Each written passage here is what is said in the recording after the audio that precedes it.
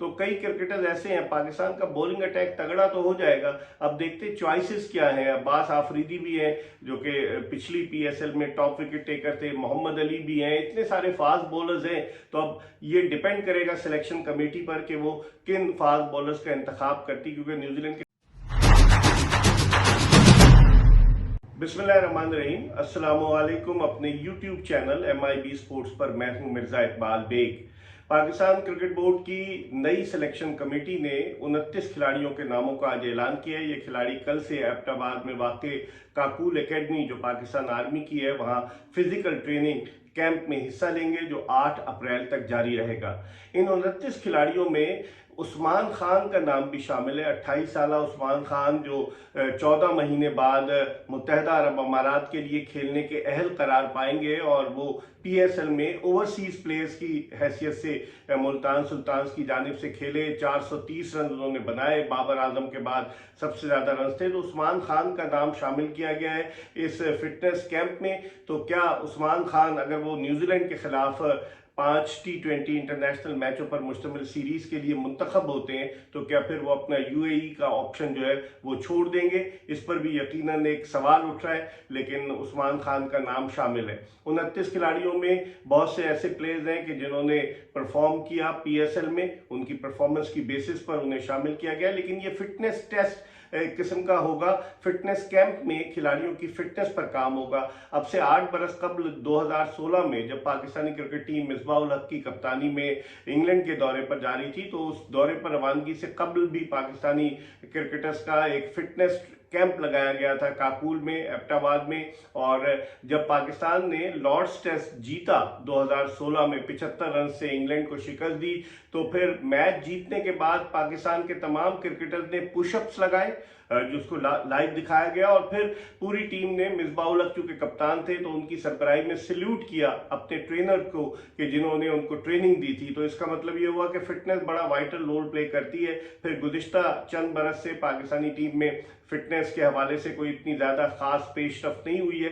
तो अब मोहसिन नकवी साहब के आने के बाद ये सिलसिला शुरू हुआ है। तो अब देखते हैं कि खिलाड़ी अपने आप को किस हद तक फिट करने में कामयाब होते हैं। खासतौर पर आजम खान जिनकी फिटनेस पर क्वेश्चन मार्क है, विकेटकीपर बैट्समैन, वो इस फिटनेस ट्रेनिंग कैंप में किस तरह की परफॉर्मेंस पेश करते हैं। दूसरी जानिब पाकिस्तानी क्रिकेट टीम के कप्तान के नाम का अब तक कोई फैसला नहीं हुआ है। बज़ाहिर यही लगता है कि जब ये कैंप खत्म होगा तो फिर कप्तान का ऐलान किया जाएगा और इशारे यही बता रहे हैं कि शायद शाहीन शाह अफरीदी पाकिस्तानी टीम के कप्तान ना हो न्यूजीलैंड के खिलाफ 5 T20 इंटरनेशनल मैचों पर मुश्तमिल सीरीज में। इससे पहले शाहीन शाह अफरीदी को न्यूजीलैंड के दौरे के लिए 5 T20 मैचों पर मुश्तमिल सीरीज के लिए कप्तान बनाया गया था और पाकिस्तानी टीम वो सीरीज 4-1 से हार गई थी। तो अब देखते हैं कि कप्तान कौन होता है। और क्योंकि कप्तान को सिलेक्शन कमेटी में शामिल किया जाएगा बकौल PCB के चेयरमैन के, तो कप्तान की इनपुट बहुत ज़्यादा होगी, से ज़्यादा होगी। वो किन किन खिलाड़ियों के लिए कहते हैं, तो यकीनी तौर पर जब पाकिस्तानी टीम का ऐलान होगा, न्यूजीलैंड की टीम जो है वो 14 या 15 अप्रैल को पहुंच रही है और 18 अप्रैल से पाकिस्तान और न्यूजीलैंड के दरमियान 5 T20 इंटरनेशनल मैचों पर मुश्तमिल सीरीज खेली जाएगी, जिसके इब्तदाई 3 मैचेस रावलपिंडी में और बकिया 2 मैचेस लाहौर में खेले जाएंगे। तो अब न्यूजीलैंड की टीम का भी ऐलान नहीं हुआ है, लेकिन उनकी टीम के बेशतर क्रिकेटर जो है वो IPL में खेल रहे हैं, टॉप के क्रिकेटर। तो अब देखना यही है कि वो अपनी सेकंड स्ट्रेंथ टीम जो है वो लेकर आएंगे।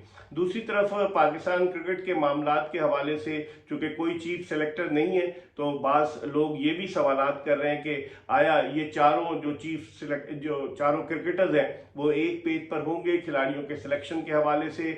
माजी में आपने देखा अब्दुल रज़ाक जो है वो बाबर आजम के खिलाफ बयानात देते रहे, टेलीविजन चैनल पर बैठकर मोहम्मद यूसुफ की अपनी राय थी। वहाब रियाज जो थे वो हारिस रऊफ को उन्होंने क्रिटिसाइज किया, लेकिन हारिस रऊफ का चूंकि सेंट्रल कॉन्ट्रैक्ट जो है वो रीइंस्टेट किया गया है, तो अब हारिस रऊफ भी उस कैंप में शामिल है। कई फास्ट बॉलर्स हैं, मोहम्मद आमिर चूंकि उन्होंने रिटायरमेंट वापस ली तो मोहम्मद आमिर और इमाद वसीम के नाम भी शामिल किए गए हैं कैंप में। तो कई क्रिकेटर्स ऐसे हैं, पाकिस्तान का बॉलिंग अटैक तगड़ा तो हो जाएगा। अब देखते चॉइसेस क्या हैं। अब्बास आफरीदी भी हैं जो कि पिछली PSL में टॉप विकेट टेकर थे, मोहम्मद अली भी हैं, इतने सारे फास्ट बॉलर्स हैं। तो अब ये डिपेंड करेगा सिलेक्शन कमेटी पर कि वो किन फास्ट बॉलर्स का इंतखाब करती, क्योंकि न्यूजीलैंड के खिलाफ ज्यादा 14 या 15 रुकनी टीम होगी और वर्ल्ड कप में भी 15 रुकनी टीम होगी। दूसरी तरफ आईसीसी का एक वफ्द आया हुआ है कराची में, उन्होंने नेशनल स्टेडियम कराची का दौरा किया, क्योंकि अगले बरस जो है champions trophy cricket tournament Pakistan में मुनक्किद होना है और कराची, लाहौर और रावलपिंडी के क्रिकेट स्टेडियम्स की तज़ीन व आराइश की जाएगी, उनको असर नौ उनके जो है बेहतर किया जाएगा।